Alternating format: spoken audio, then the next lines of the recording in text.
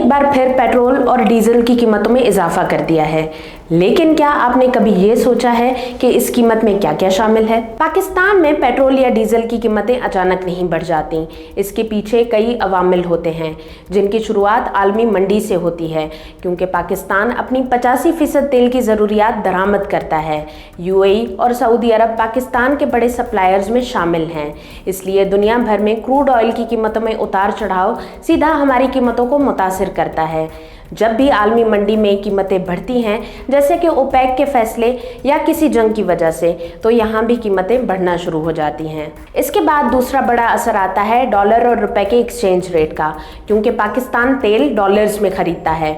अगर रुपए की कदर कम हो जाए तो पाकिस्तान को तेल महंगा पड़ता है, चाहे आलमी मंडी में कीमतें ना भी बढ़ी हों।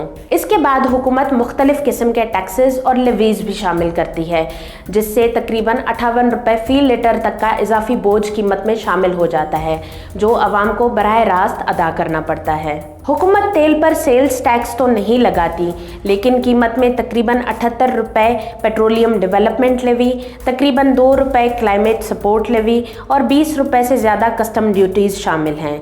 इसके बाद इनलैंड फ्राइट इक्वलाइजेशन मार्जिन आता है, जिसका मकसद ये होता है कि मुल्क के हर हिस्से में तेल की कीमत एक जैसी रहे, चाहे वो कराची हो या गिलगित, लेकिन इससे बराबर करने के अमल से कीमत में मज़ीद इजाफा होता है। फिर ऑयल मार्केटिंग कंपनीज और पेट्रोल पंप मालकान भी अपने मुनाफा के लिए तकरीबन 17 रुपए इजाफी कीमतों में शामिल करते हैं। हर 2 हफ्ते बाद ओगरा तमाम अवामिल का तज्जिया करके वजारत खजाना को नई कीमतों की सिफारिश भेजता है। फिर वजारत कीमतों का ऐलान करती है, जैसे कि 16 जुलाई को किया गया, जब पेट्रोल की कीमत 5 रुपए 36 पैसे और डीजल की कीमत 11 रुपए 37 पैसे फी लीटर बढ़ाई गई। ये कीमतें वक्ती नहीं होती।